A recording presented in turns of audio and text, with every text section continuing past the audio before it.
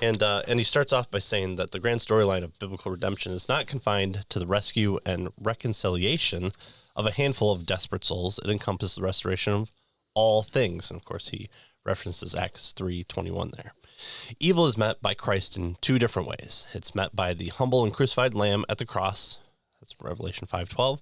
But it is also met by the resurrected one glorified as a lion, verse 5, who will return to earth in a colossal display of far-reaching power. Right. It's the one that the Jews wanted off the bat. It's the ones that they wanted to come in as, the putting their palm fronds. Messiah who comes in and takes over. All right, a colt that no one has ever ridden on. I'm sure this is just the Trojan horse type deal, and he's going to come in and smack down the Romans. Yeah. While instead he dies. Right. Yeah. But then he rises again, and that's the upswing, and now we're getting to the higher J shape of the meta narrative. That's of, right. Of the history. upper part of the J. There, Right. Yeah. That's what we want in the theodicy. Is not was the evil worth it, and is all evil kind of taken care of in the good, and so that's what he's. That's what he needs to do with the second part. And Christensen tells us that without Christ as judge, that is the lion, right, the glory he receives as the redeemer, the lamb, would be severely muted. Right. What enhances the glory of Christ lies in the juxtaposition of his inglorious path to the cross with his undiminished status as a risen Lord and King of the universe. And so he wants us to consider this cosmic scope of redemption and its implications for the greater glory theodicy that he's put forth. Right. So we start out with Christ as both lion and the lamb. And so he says that we expect Christ as the judge of all humanity to mete out justice. We have no warrant to assume his mercy. An all perfect, all big God would take any slight against him as offense, and since he is all-knowing, all-perfect, all-powerful, obviously he's going to wipe us out. Right. Because we have done evil. We've done things against him. We're the glitch in the computer program that the person goes, "Ooh, I don't like that," and deletes the key. Delete. Yeah. But God doesn't do that. So he has mercy. A sin-filled world ought to be prepared to face an unrelenting wrath and retribution, not the offer of his pardon. So what we should expect is not heaven, right? There's no grace to be had. What we should expect from all our stories is justice, is the removal of the bad. What should confound us is that the Son of God would himself meet up with the same wrath that he ordinarily and rightfully imposes on the guilty, yet gladly heaves the severe weight of it on his own innocent shoulders, all because he is eager to pour out his mercy on many unworthy vessels of wrath. And of course, that's hearkening back to our Romans 9 there. Right.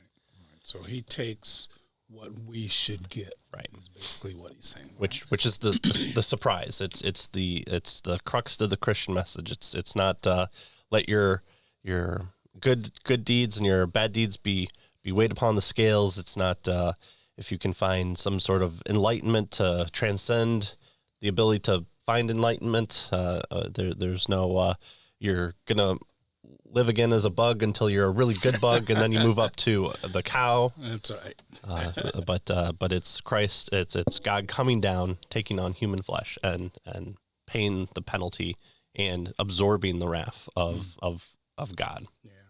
And so Christensen tells us that the triumphant aspects of Christ's atoning death is known as the Christus Victor. Yeah, right? exactly. This metaphor serves as a bridge between Christ's humiliation, right, when he came in the incarnation, and his exaltation at the end when he, rises above and rules and that sort of thing.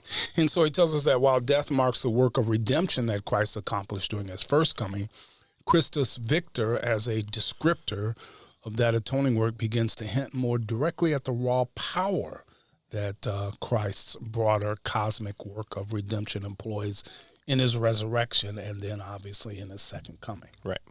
So it's that powerful king motif that kind of we would come to expect.